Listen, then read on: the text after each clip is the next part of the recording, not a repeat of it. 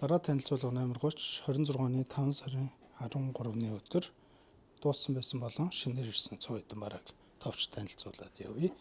Хамгийн ихэнд манай дээр анх удаа ирж байгаа Piva-гийн видео 20 гэх загвар 4K 60 Гц-ийн дамжуулах чадамжтай. Энэ яадаг вэ гэхээр хаб болон capture card видео дүрс хуулагчийг нэг зэрэг шийдсэн universal бүтээгдэхүүн бараа байна. Энэ нь бол захиалгаар Турк улс руу явж байгаа.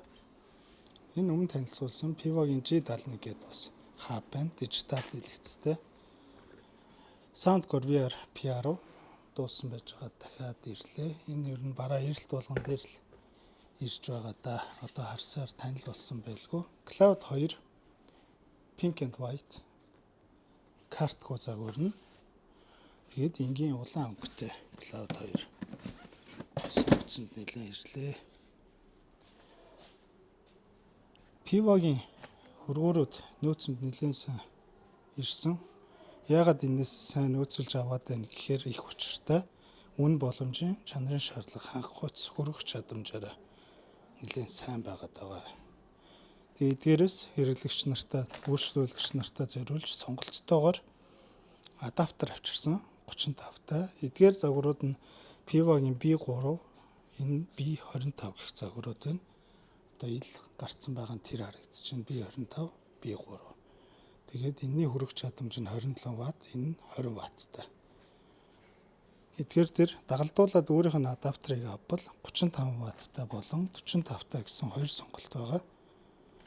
Яг өөрийнхөө хэрэгслэн таарсан дагалдахыг нь сонгоод ашиглавал хоршил буюу collaboration илүү гоё сайн ажиллагаанд нь илүү нөлөөлдгөө гэсэн үг. Цаашлаад MZ-X AX360M бас яг дуусахтаа зэрэгцээд нөөцөнд 10 ширхэг ирлээ. Энэ нь өөрөө давхар Android дээр бас ажилдаг болсон байна лээ шүү. Android болон iOS үйлдвэрлэлийн систем хоёулын дээр нь ашиглах боломжтой. Black Shark-ийн 5 Pro энэс 2 ширхэг ирсэн байна. Энэхүү загвар нь ер нь бол цаашаа дахиж орж ирэхгүй. 4 Pro, 5 Pro гэд яагаад гэвэл зах зээлийн зарчмын дагуу шин загвар гарахаараа өмнөх загварууд нь үйлдвэрлэгдэхээ болдгоо. Red Magic-ийн 8 Pro-с нэг 4 ширхэг ирсэн байна.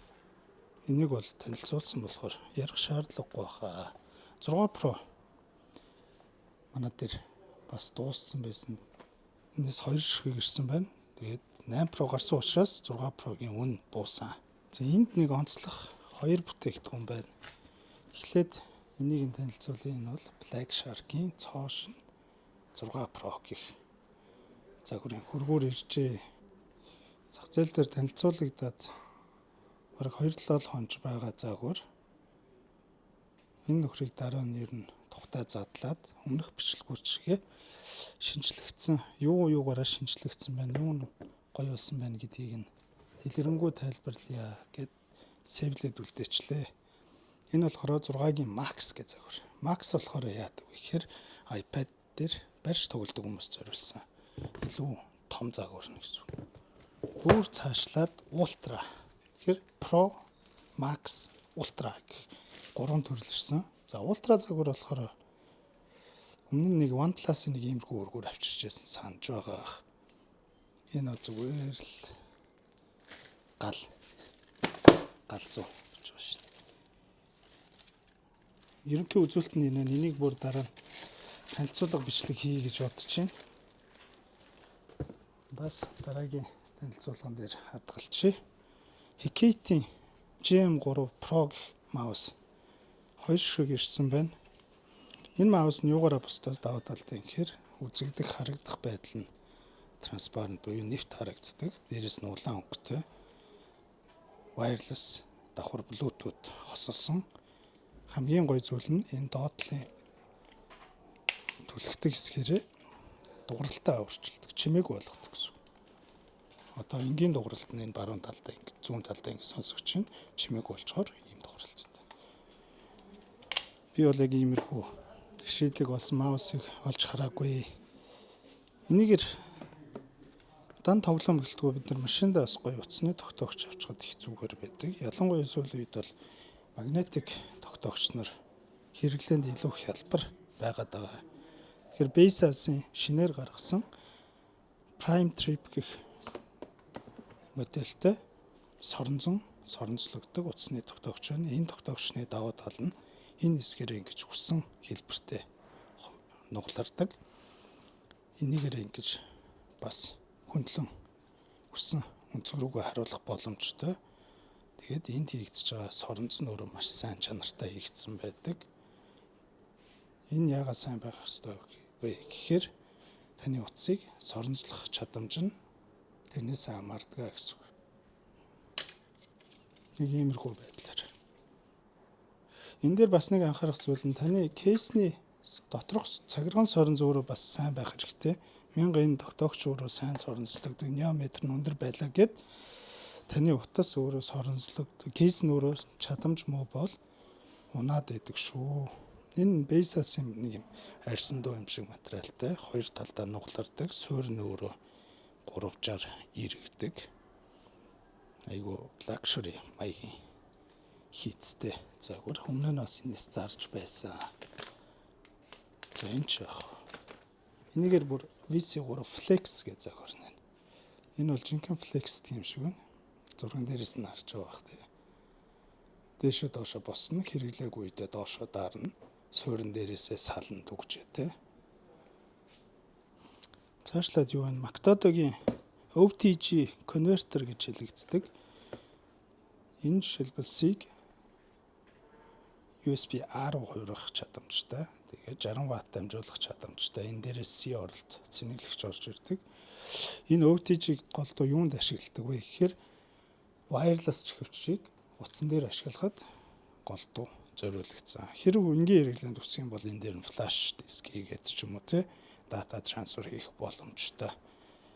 Энэ загвараас мөн ялгаагүй Lightning буюу бидний хэлцүүрснээр iPhone-ы залгууртай амжигсан байдаг. Тэгэхээр Lightning болчгороо ер нь бол data transfer, data дамжуулах чадамж нь жоохон тагаад буурдаг шүү. Өмнө сторийн дээр танилцуулаадсан.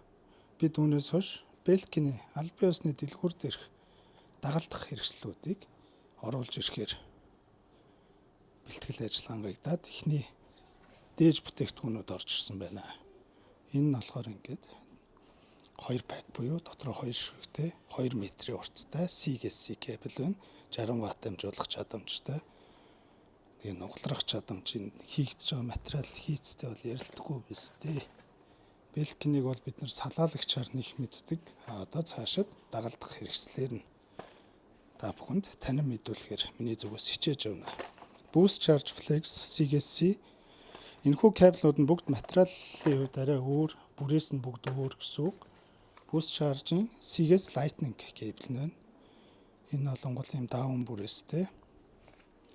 Хамгийн гол нөгөө Apple дээр certified гэдэг нь made for iPhone гэдэг одоо сертификат авсан, баталгаажсан байдгаараа хамгийн чухал зүйл нь байгаад байгаамаа. Belkin болон Anker-ийн цэнэглэгч дагалдах хэрэгслүүдийг миний зүгээс бол зөвлөхөд бараг оригиналаас илүү мэт хүмүүст таниулж тайлбарладаг. Энэ ч гэсэн бас braided C-ээс C кабель нь байна. Цагаан хар кабелийг бол нэлээд сайн үзсэн байна. Энэ дээгүүр болохоор адаптерууд. Ер нь бол кабель чухал уу, адаптер чухал уу гэвэл адаптер чухал гэж хэлнэ. Тэртээ тэргүй C кабелүүд бол одоо ийм Mactodo брэнд явах байсан ч гэсэн дамжуулах чадамж нь өөрөө айгүй өндөр байдаг. Харин хамгийн гол тог гаргаж байгаа цэнийг дамжуулж байгаа зүйл маань адаптер учраас чанартай, баталгаажсан сертификаттай адаптер ашиглах нь цаг хугацаа болон таны утасны батарейны хэлт буюу насжилтыг уртасгах юм аа. 40 Вт-тай 1 C-тэй. Энэ болохоор Boost Charge Pro гэх загвар Dual C GaN технологиор баталгаажсан 67 Вт-тай хос C порттой загвар байна. Цаашлаад энэний доод залгуур нь эдгээр стандартууд нь бүгд сэрэ гэж хэлэгдэг. Хятад стандартын залгууртай манай Монголд хэрэглэхэд нэн тохиромжтой. Энэ болохоор 67 та тэгээд Хойд залгуур нь өөр юм байна. Өөр дээр 3C гаралттай. 42 ватттай C болон A гаралттай гэх загвар байна. C1-ээрээ шууд 30 ватт гарна. USB A-гаараа 12 ватт гарна. 30 ватттай single C-тэй. Энэ single C буюу 1C оролцтой 30 ватт бол одоо сүүлийн бүхэл утсан дээр хамгийн тохиромжтой байгаад байна. Цэнийг шахах чадамжаараач тэр. Энэ flex загварын энэний бүрээс нь болохоор арай эрзэн дөө материалтай юм байна. Тэгээд цагаан өнгөтэй. Хамгийн сүүлийн хоёр танилцуулах бүтээгдэхүүн нь Boost Charge Power Bank байна. 10K буюу 10,000 мАh-ийн багтаамжтай 20 ваттын цэнийг дамжуулах чадамжтай. Тэгээс 50% хүртэл 26 минутад шахна. Хоёр өнгөний сонголттой. Тэгээд дээрээс нь хамгийн чухал зүйл одоо нөгөө аялал зугаалга эхэлж байгаатай холбоотой бидний зүгээс 3C буюу онгоцонд хүлээн зөвшөөрөгдөх сертификаттай загварыг авах нь зөв үү? Манай дээр энэ үүнээс гадна Pearson ч яг Ugreen тэгээд Anchor-ийн иймэрхүү яг нөгөө 3C тэмдэглэгээтэй power bank-ууд бол байгаа. Тэмдэглэгээгүйнүүд нь ч байгаа. OnePlus-ийн Pad Pro 12.1 инчтэй загвар. Нэг бас энэ бол худалдаанд гарахаа болцсон байгаа. Чадан яд нэгийг олж ирлээ.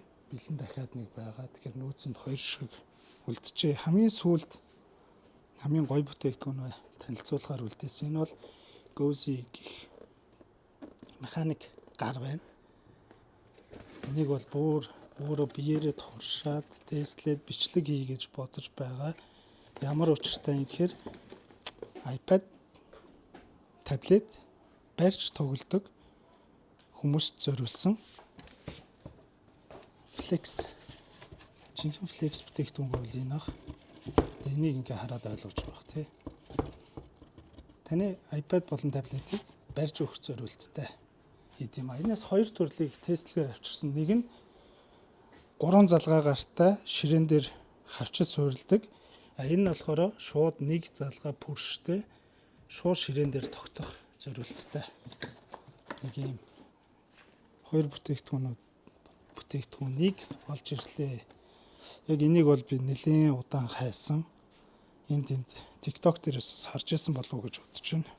За эдгээр бүтээгдэхүүнүүд энэ удаагийн бараа танилцуулган дээр ирлээ.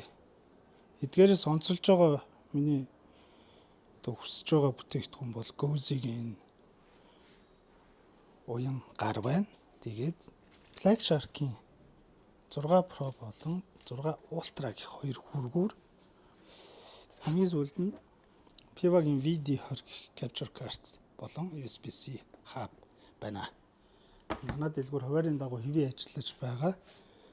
Даваагаас бусад гаригуудад 11-ээс орой 19 цаг 30 минут хүртэл ажиллана. Өдөр болгон хүргэлт гарч байгаа. Манай дэлгүүр тест байхгүй. Зарагдсан барааг солихгүй буцаахгүй тул та сонголтоо зөв хийгээрэй. Үргэлж хамт байдаг та бүхэндээ баярлалаа.